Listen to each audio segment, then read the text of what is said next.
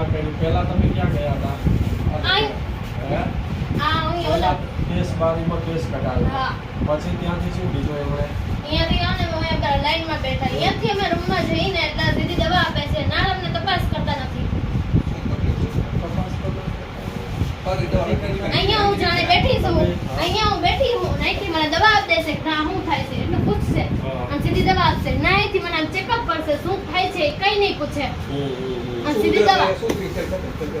પૂરું. એટલે કાઉન્સિલના કાંઈ વાતો નહીં, અમે કહીએ છીએ કાઉન્સિલિંગ છે એ પ્રોપર થાય. બરાબર છે. તમારી જે પણ કોઈ ડિઝીઝ છે, પછી અહીંથી કેટલા દિવસથી તાવ આવે છે, કેટલા દિવસથી ઉધરસ આવે છે, અહીંથી હું દવા લઉં. પછી હું દવા લઈને પછી હે ને મને 2-3 દી રોકાવો હે ને ઘરે દવા લઉં. પછી મને કઈ ફેર ન કરતો. પછી મારે બીજે દવાખાને જવું પડે છે. ના, એ તમારો જે થોડો કે હોસ્પિટલ પ્રત્યેનો જે પણ કોઈ વિશ્વાસ પેલો થયો છે, અમે અત્યારે દરેકને સૂચના આપી છે કે ભાઈ હોસ્પિટલ, સરકારી હોસ્પિટલમાં આવે, પ્રોપર કાઉન્સેલિંગ થાય, પ્રોપર એમનું ડાયગ્નોઝ થાય અને પ્રોપર ટ્રીટમેન્ટ થાય. બરાબર. આ 3 વસ્તુ હોય છે: કાઉન્સેલિંગ, ડાયગ્નોઝ અને ટ્રીટમેન્ટ. બરાબર છે. 3 વસ્તુ ઉપર અમે આજે લગભગ 1 કલાકથી એ જ ચર્ચા કરી છે.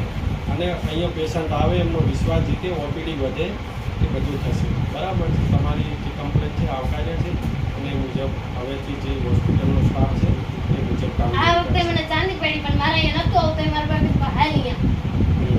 ઠીક છે. હવે પછી તમને જો એવી આવે ધ્યાને તો મને કહેજો. બરાબર છે. હું ફરી પાછો મિટિંગ અહીંયા મારી હોય છે રોગી કલ્યાણ સમિતિની, એમાં હું અધ્યક્ષ છું અને આવીશ મિટિંગમાં. તમને જાણ કરશું, કાંઈ કમ્પ્લેન હોય તો કહેજો. બરાબર? પાકું? હા, પાકું જ ને, એમાં ક્યાં કાંઈ